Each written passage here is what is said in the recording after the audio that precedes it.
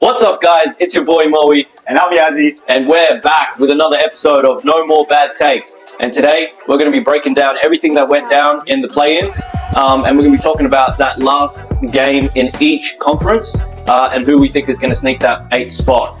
First of all, Yazzie, let's start with the Lakers game. Now, you were very passionate and adamant that the Lakers were going to get it done. So 110%, man. I called it. I wasn't really worried about the Pelicans. Lakers did their thing. I'm sorry to Zion for being hurt, so I hope he gets better as soon as possible. I'm not sure. I haven't heard any news on that yet or followed it up, but I know that he went down the Lakers game, so hope he gets better ASAP. But for the Lakers, man, we stole that 7th seed. I'm ecstatic about that. I'm glad with the game that we played. We didn't have great shooting nights, but AD stepped up. Our role players stepped up. I'm confident in our starting five. Our bench is not the greatest. But going to the playoffs, I'm confident in that starting five. They can all drop 20 points a game. And we've had multiple games during the season where we've had double-digit scorers. Pretty much throughout most games of the season, we had double-digit scorers on the Lakers in the starting five. So I'm pretty happy with that. I'm pretty confident. And I think that we are a scary 7th seed. Now for the Pelicans, I think they face whoever loser was the winner out of the Kings and Warriors game. that's correct. So I guess I'll let you talk about Pelicans and Lakers, and after that we'll keep going. No worries. Well, let me just say, I know excuses, whatnot, but man, the Pelicans were coming. And Zion got injured with 3 minutes left, and the ball game was tied, man. And he had 40 points at that stage. Yeah, he did. Zion looked unstoppable. Such a shame that he's got hurt. He stayed healthy all season. I spoke about being worried about AD being fragile and getting injured. Thankfully, he didn't. But yes, it's very unfortunate that Zion is down. I believe he's been ruled out for the next game. And that next game is going to be against the Kings. We'll just quickly touch on that Kings-Warriors game. Yeah, before we head to that. I'll let you keep going. Yeah, look, the Warriors, they came out really flat to me. Yeah. It was really disappointing. I really backed Steph to get it done and pull the guys over the line, but it felt like Steph was the only one that actually got off the bus that day. Draymond wasn't too bad, but Klay Thompson, he had a real shocking game. I don't think there was much contribution from anyone else anywhere. Yeah, for sure. Look, the future for the Warriors is not looking great. I don't know what they're going to be deciding to do in their, in the situation that they've got. But we'll get into that in a future video. We'll make a whole video about what we think the Warriors should do, but it's not looking great over there. And on the other hand, you have the Sacramento Kings, who I counted out and thought with the absence of Malik Monk, there's no way they'll get it done. But Fox wasn't losing, man. And your boy, Keegan Murray, man. Yeah, man, Keegan Murray did his thing. I think at 32. That's right. He nailed 8 threes, man. Yeah, man, Keegan Murray really did his thing, man. My boy, I called it draft day. He's doing his thing, man. I'm happy for the Kings. But same thing, man. I agree with the Warriors' take. It's time to blow it up, man. Dre, Clay, go this way. You know what I mean? Get out of here, man. It's time for you guys to move on. And, that saying, leave a hero or stay long enough to become a villain. I think it's that time for them. It's like you guys can leave heroes right now and, have the whole,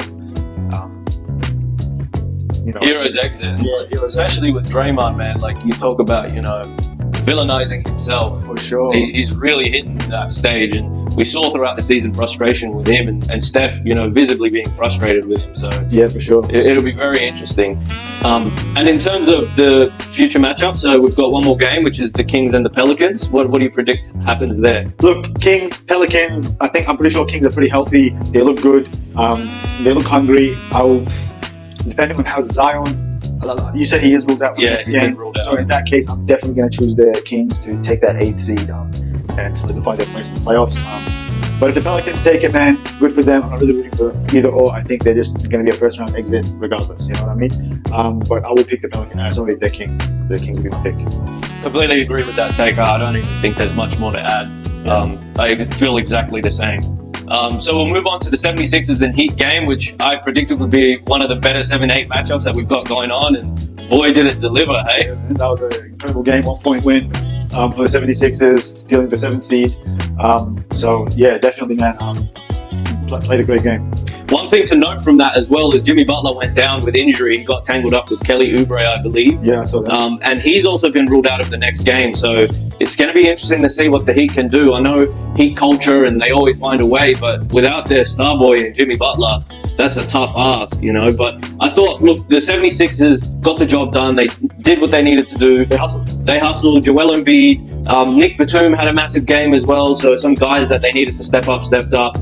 So we look forward to seeing what the Sixers can do in the playoffs. Yeah, for sure. I definitely think they're also a scary 7 seed. Not a 7 seed that any team wants to face. Even moving forward into the playoffs, I don't think they're a team they want to face. Like take Joel Embiid going down injured. I think he played like 37, 40 games, something like that, and he went down for quite a while. And that is why they are in the plane, but they are not a better team that any other team I think wants to face, or even come in confidently thinking that they're like a terrible 7 seed. They're not. For the Heat though, regardless of Jimmy's injury, let's talk about the Bulls and Hawks game real quick. What did you think about that? So, sort of as we predicted, I thought the Bulls had too much offensive power, and that really showed. Wasn't really that exciting of a game, as predicted. We knew the Bulls would get it done, and they did. Yeah, I had no faith in the Hawks, man.